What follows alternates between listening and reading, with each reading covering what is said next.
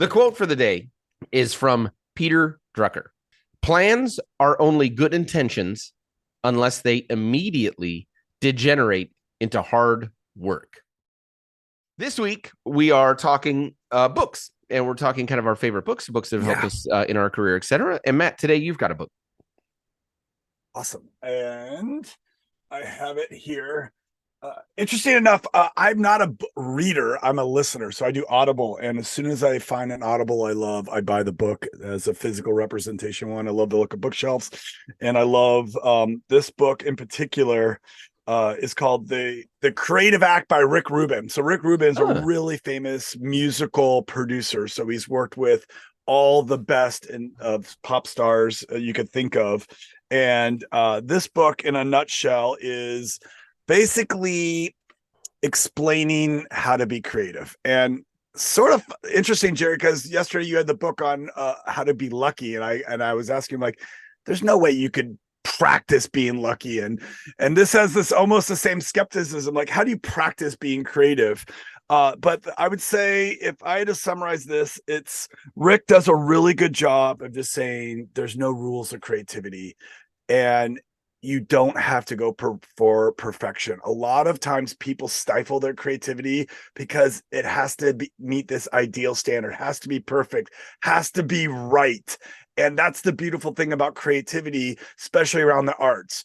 A song doesn't have to be right. A painting doesn't have to be perfect. A bit that we work on doesn't have to be perfect, but yet we all stop probably that creative act because we're so hard on ourselves. So this book, in essence, is giving you permission to be creative and giving you some tips and tricks on how to be creative, mostly around not going where the norm has been before. So he does a really good job of not just doing musical references, which I really appreciate, because him being a musical producer, you would think that all of his examples were creativity, but he uses a lot of different examples, which I really appreciate, because I'm trying to be more creative in writing bits.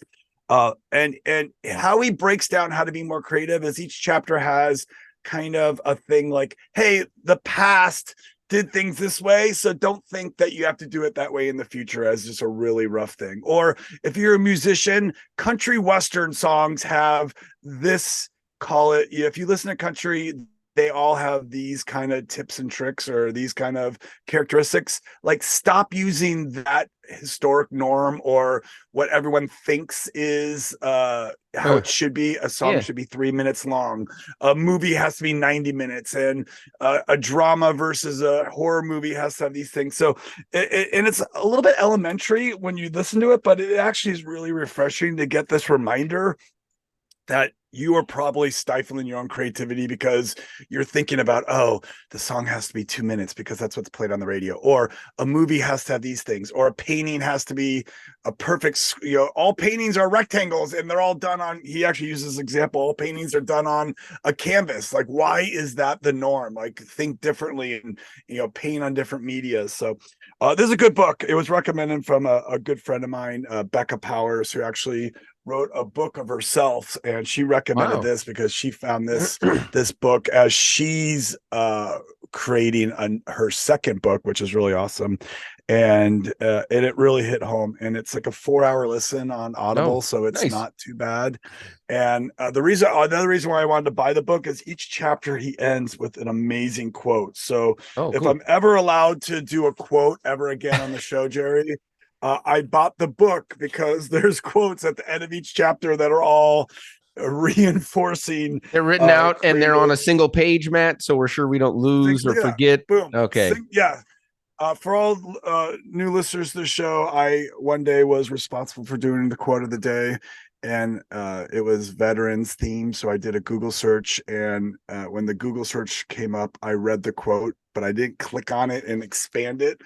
And I was very proud of the one-liner I used, which then left the audience going, that sounds very incomplete. And your fellow misfits. No, it stands on its own, everyone. It's a half quote. Just leave it now. So then after I double clicked on it and it opened up, the quote had like 2 more sentences that made it even that much better. Much more So profound. This book, Jerry, as you said, Jerry, I'm just gonna, look, I don't know if you can see like Got the it. Yeah, lighting. it's kind of washed out, but I Look get at what you're, yes, there that. you go.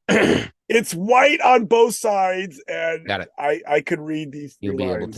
be able to read those out loud. Great. That is good to hear, Matt. How, I'm glad we're improving. yeah, Yes. Excellent. Excellent. Well, thank you very much, Matt. So a couple of questions for you on that book, right? please. So you said does it have like practical, hey, like exercises or something in it, or is it more just like this is ways to think differently, or what would you call it?